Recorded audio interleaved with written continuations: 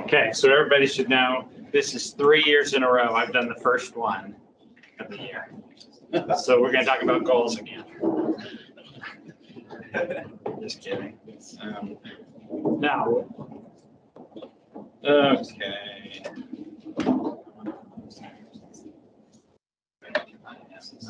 Advancing slides here.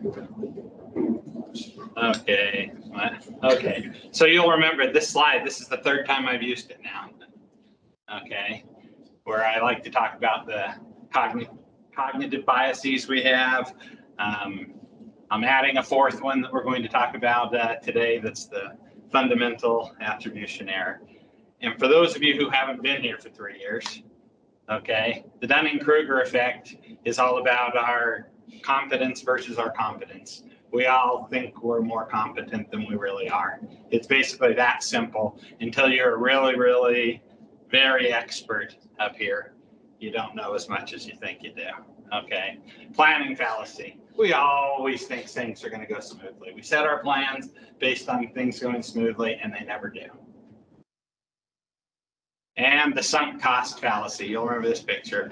Okay. I've already paid for it. I've got to eat it. I'm full. I feel sick already. But, you know, I won't get my money's worth if I don't finish it. And sometimes that works with engineering plans too. You know, I've already done this many calcs on this this diaphragm. I'm going to keep going down a rabbit hole that's not going to work or something. You know, so that's the sunk cost fallacy.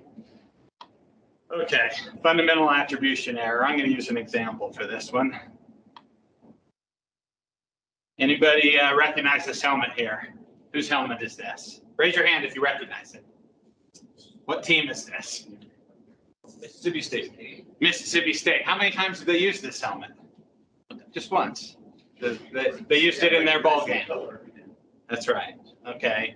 And you can see what it's got on it is a pirate flag. And if you look really close, you'll even see an ML on there, right?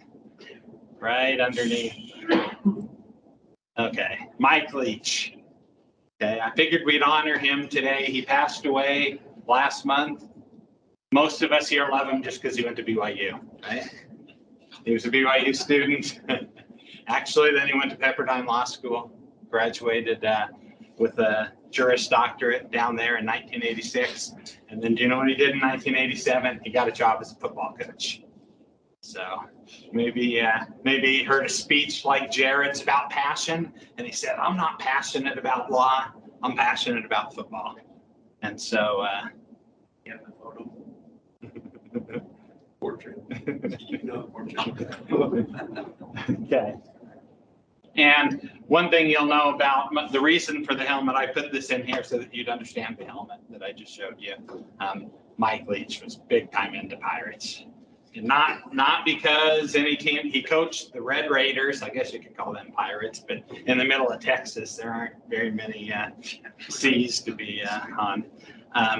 He coached the Cougars, Washington State Cougars, and Mississippi State Bulldogs. Nothing to do with Pirates, but he loved Pirates. And why did he like Pirates? Because he thought they exemplified teamwork. Okay. And these bullets right here come right out of his book, by the way. He even wrote a book about it. Okay. Pirates, they function as a team. He liked that there were a lot in England back when there were lots of pirates and stuff. There were lots of castes and classes, but with pirates, it didn't matter. If you were black, white, rich, or poor, you were treated as one of the same, and they all had the object to get treasure, right? And then the last one's for you, Dorian. If a captain did a bad job, you could just overthrow him. So. You might drop your plank is pretty high. Okay, but now we're actually talking about the fundamental attribution error. And I'm going to use a Mike Leach quote. This was just this year, right after they lost to Alabama. Okay, and they had in that game, their receivers didn't play very well. Dropped a lot of passes, and right after the game, this was his take on it. And I'm genuinely fearful that on our team, if me and the other coaches don't get them right, that about a generation from now, their kids and their grandkids won't have hands. From a lack of use, those hands just disappear. And maybe they'll be like this, like those dinosaur hands like this are. You see, you got like a Tyrannosaurus Rex who's clearly good at eating things, big old jaws and all that stuff, fairly athletic, can run.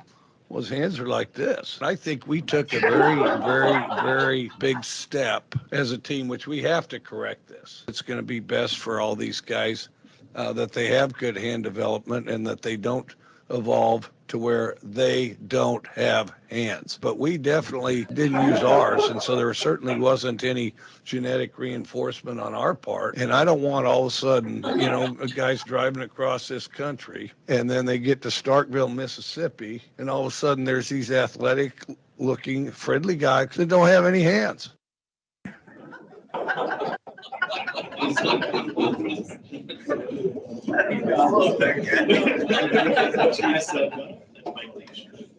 Okay, so what's the fundamental attribution error? Okay, that is referring to an individual's tendency to attribute another's actions to their character or personality, while attributing their,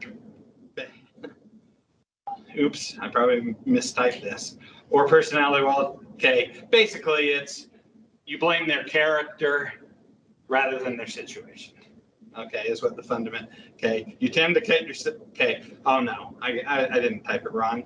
You attribute another's actions to their character or personalities, while you attribute your own actions to your situation. Okay, in other words, you tend to cut yourself a break while holding others 100% accountable for their actions.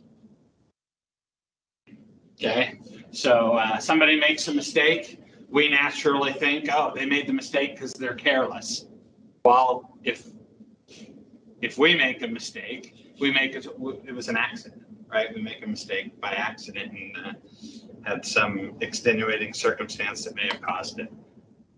Okay, so the reasons for the fundamental, the reasons, one is our point of observation, the WISI, that is Daniel Kahneman said, what you see, let's see, what you see is all there is.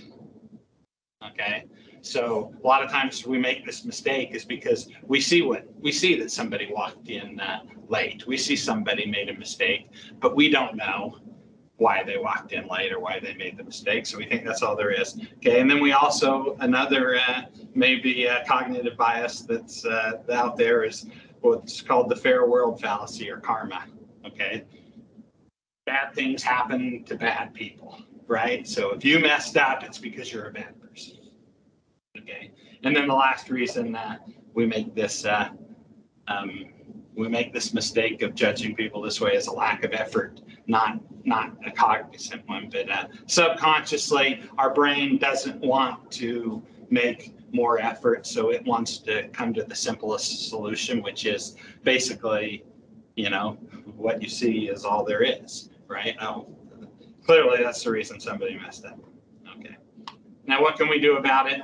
Okay, number one, when somebody makes a mistake or does something we don't like, shows up late, we can guess a genuine reason. We can give the benefit of the doubt. We can think of good qualities, a lot of times good qualities about the person to overcome the karma, right? Think, most of us here or all of us here are good people, and we all do make mistakes. But that's the rally for today. Thanks, everybody.